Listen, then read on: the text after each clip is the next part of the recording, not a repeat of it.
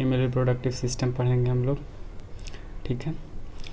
Female reproductive system consist of pair of ovaries. Female reproductive system में 2 ovary होता है, यानी कि पेयर ऑफ ओवरीज होता है, जो कि प्राइमरी सेक्स ऑर्गन है। ओवरी जो है सो वो प्राइमरी सेक्स ऑर्गन है, प्राइमरी सेक्स ऑर्गन है, ठीक है। इसके साथ साथ oviducts, uterus, cervix, vagina and external genitalia located in the pelvic region, ठीक है ना। इसमें सारे पेयर नहीं होते हैं, पेयर ऑफ ओविडक्ट्स नहीं होता है, सिर्फ यूट्रस एक ही होता है, सर्विस एक ही, वेजाइना एक ही, एक्सटर्नल जेनिटेलिया एक ही होता है, लेकिन सारे पेल्विक रीजन में ही होते हैं, ठीक है। These parts of the system along with a pair of mammary glands and integrated structurally and functionally to support the process of evolution। ये सारे पार्ट्स, ओवरीज हो गया, ओविडक्ट हो गया, uterus, cervix, vagina and external genitalia, और इसके साथ साथ मैमरी ग्लैंड्स, ये सारे इंटीग्रेटेड होते हैं स्ट्रक्चरली और फंक्शनली दोनों ही, और मतलब कि सब साथ साथ काम करते हैं और सपोर्ट करते हैं प्रोसेस ऑफ ओवोल्यूशन में, फिर उसके बाद फर्टिलाइजेशन में, फिर उसके बाद प्रेगनेंसी में, फिर उसके बाद बर्थ में, और फिर उसके बाद चाइल्ड केयर में, ठीक है। ये सारे ही लोग हेल्प करते हैं, okay. Ovaries are the primary female sex organ, ये तो बताया हूँ मैंने। ओवरी जो है सो वो प्राइमरी फीमेल सेक्स ऑर्गन है। Ovary is the primary female sex organ that produce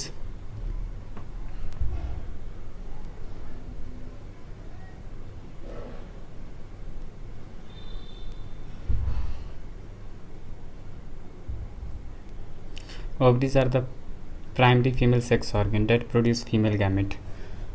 ovaries जो है सो वो फीमेल गैमेट प्रोड्यूस करता है,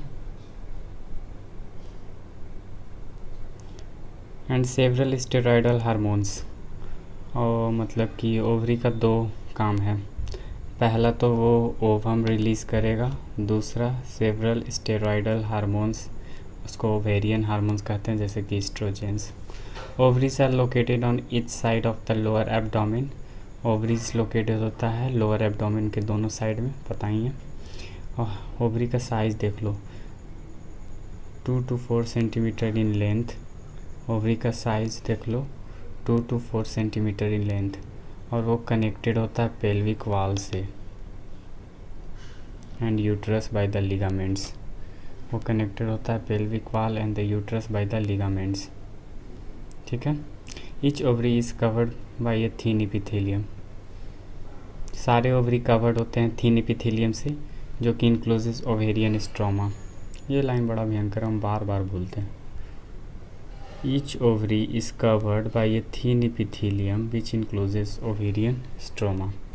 Each ovary is covered by a thin epithelium which encloses the ovarian stroma. The stroma is divided into 2 zones, a peripheral cortex and the inner medulla. Okay. Now we see the diagram of NCERT. Here look at this. This is uterus. This is cervix and this is vaginal orifice, मतलब, और ये labia majora, उसके अंदर labia minora, ये फिर clitoris, और फिर ये यूरेथ्रा, और ये pubis symphysis. Urinary bladder uterus, ये यूट्रस है, ये यूट्रस है, इसी में बच्चा रहता है। ये सर्विक्स है, बर्थ कैनाल भी कहते हैं इसको हम लोग। वेजाइना हो गया, ये एनल हो गया, ओके।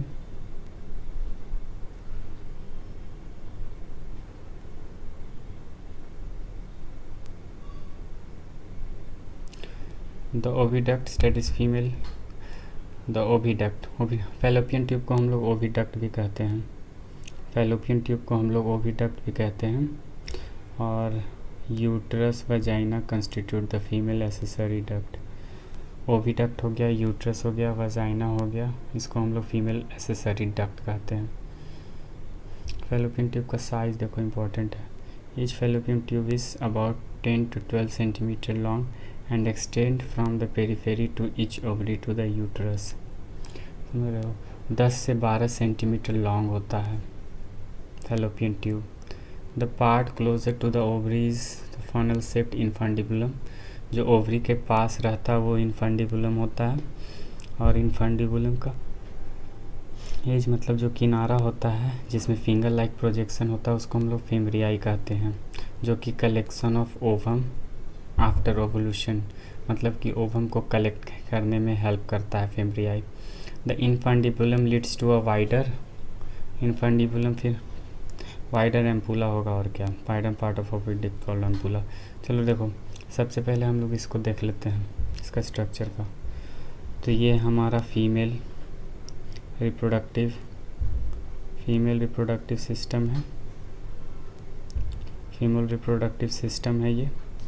इसमें फर्स्ट ऑफ ऑल भी हम लोग देखेंगे नीचे से वजाइना के बाद आएगा सर्विकल कैनाल, फिर उसके बाद आएगा सर्विक्स, और फिर उसके बाद यूट्रस हो गया। और यूट्रस में देखो ना, यूटेराइन कैविटी इसको कहते हैं, नहीं होगा।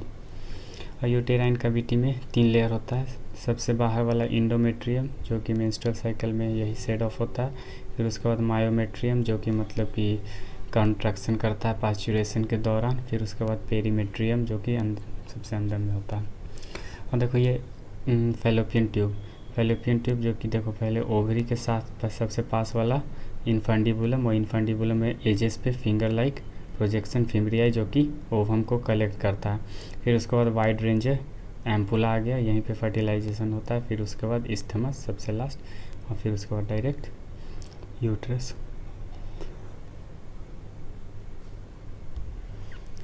यूट्राइन फंडस हो गया ये।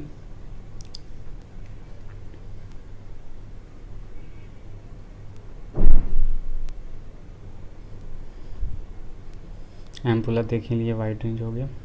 द लास्ट पार्ट इस्थमस देख लिए, और इस्थमस जो है सो वो narrow lumen and it joins to the uterus. ये वाला इम्पोर्टेंट है कि इस्थमस के पास नैरो ल्यूमेन होता है। इस्थमस के पास नैरो ल्यूमेन होता है। Isthmus has a narrow lumen and it joins the uterus.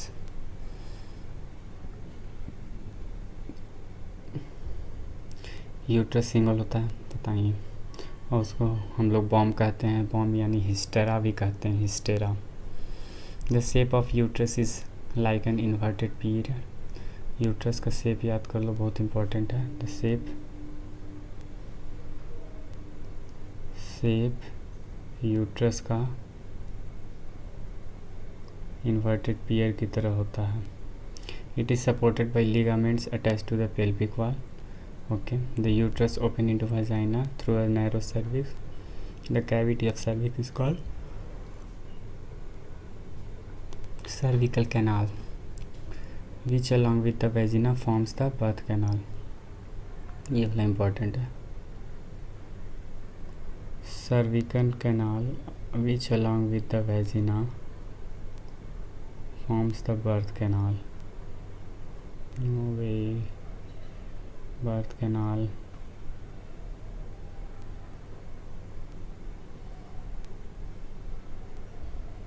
Cervical canal along with the vagina forms the birth canal. Okay. The wall of the uterus has 3 layers of the tissues. Uterus का wall का 3 layer होता है tissue का। The external thin membranous perimetrium.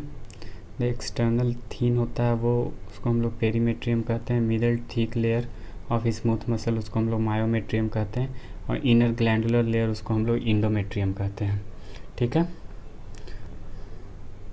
External बताएं दिए, perimetrium middle वाला जो है सो मायोमेट्रियम मसल्स होता है इसमें, और फिर इनर ग्लैंडुलर लेयर उसको हम लोग इंडोमेट्रियम कहते हैं। That lines the uterine cavity. The endometrium changes cyclic changes. Endometrium जो है सो वो बताए थे कि मेंस्ट्रुअल साइकिल के दौरान इंडोमेट्रियम में साइक्लिक चेंजेस होता है during menstrual cycle. and the myometrium exhibit strong contraction during the delivery of the baby. Okay. Now female external genitalia, थोड़ा हम लोग फीमेल का एक्सटर्नल जेनिटेलिया के बारे में पढ़ लेते हैं। इसमें हम लोग कौन कौन होता है फीमेल एक्सटर्नल जेनिटेलिया। तो पहला मॉन्स प्यूबिस हो गया, फिर लैबिया मेजरा हो गया, और फिर उसके बाद लैबिया माइनरा हो गया, फिर उसके बाद हाइलम हो गया, फिर उसके बाद क्लाइटोरिस हो गया। ये सारे हैं mons pubis, labia majora, labia minora, hymen and clitoris. ये फीमेल एक्सटर्नल जेनिटेलिया है। फीमेल एक्सटर्नल जेनिटेलिया कौन कौन, mons pubis, labia majora, labia minora, hymen and the clitoris हो गया। मॉन्स प्यूबिस एक कुशन फैटी टिश्यू है, जो कि सबसे पहले हम लोग मॉन्स प्यूबिस के बारे में देखेंगे। Okay, mons pubis is a cushion of fatty tissue covered by skin and pubic hair। Mons pubis कैसे है, cushion of fatty tissue है covered by skin and pubic hair। Mons pubis is a cushion of fatty tissue covered by skin and pubic hair। उसके बाद फिर labia majora हो गया। फिर labia majora में हम लोग देखेंगे लैबिया मेजरा कैसे है जी। Labia majora are the fleshy fold of tissue which extend down from the mons pubis and surround the vaginal opening। Okay, labia majora एक फ्लेसी फोल्ड ऑफ टिश्यू है जो कि एक्सटेंड होता है down from the mons pubis and surround the vaginal opening. फिर उसके बाद labia minora होता है। Labia minora are the paired fold of tissue. Labia minora क्या है, पेयर फोल्ड ऑफ टिश्यू है under labia majora. Labia minora are the pair fold of tissue under labia majora. Labia minora pair fold of tissue है under labia majora.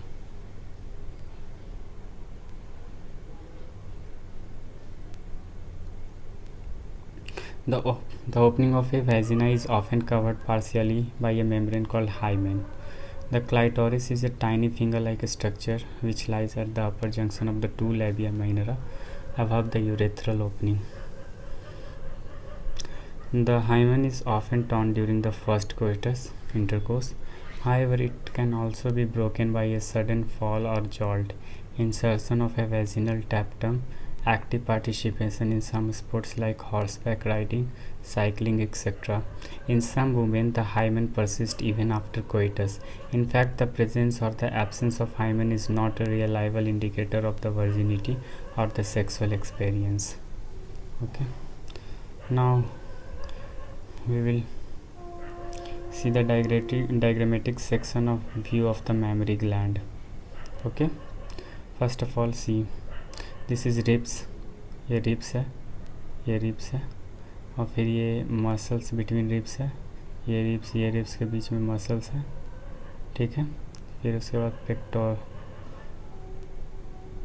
Pectoralis major muscles, ये अंदर में pectoralis major muscles हैं। सबसे पहले देखो यहाँ फैट है, फैट के अंदर मैथिफ है, फिर मेमरी लोब्यूल है, फिर mammary alveolus, mammary duct, ampulla and the lactiferous duct and फिर nipple. That is a darking structure is called areola.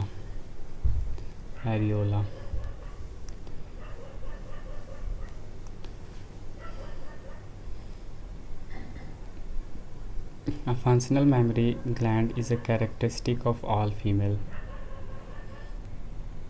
Functional mammary gland जो है सो वो कैरेक्टरिस्टिक है सारे फीमेल मैमल्स का, ठीक है। Functional mammary gland is characteristic of all female mammals. कौन भाई, तो फंक्शनल मेमोरी ग्लैंड जो है सो वो कैरेक्टरिस्टिक है ऑल फीमेल गैम मैमल्स का। The mammary glands are paired structure that contain glandular tissue, variable amount of fat। The glandular tissue of each breast is divided into 15 to 20 mammary lobes। यहाँ देखो The glandular tissue of each breast is divided into 10 to 12 mammary lobules containing cluster of cells called alveoli. The glandular tissue of each breast is divided into 15 to 20 mammary lobes containing cluster of cells called alveoli. The cells of alveoli secrete milk which is stored in the cavities of alveoli.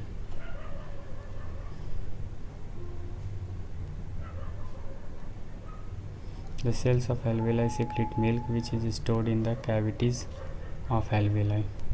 The cells of alveoli जो है सो वो secrete करेगा milk जो कि stored हुआ cavities में. The alveoli open into mammary tubules.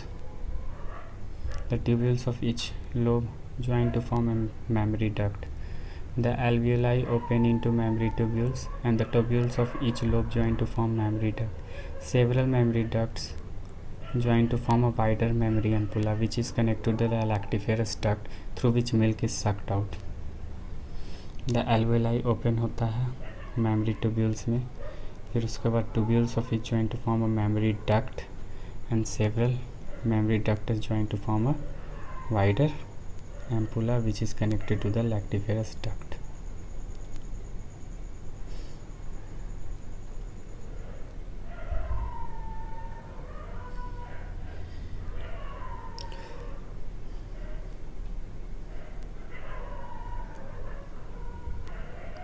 Alveoli.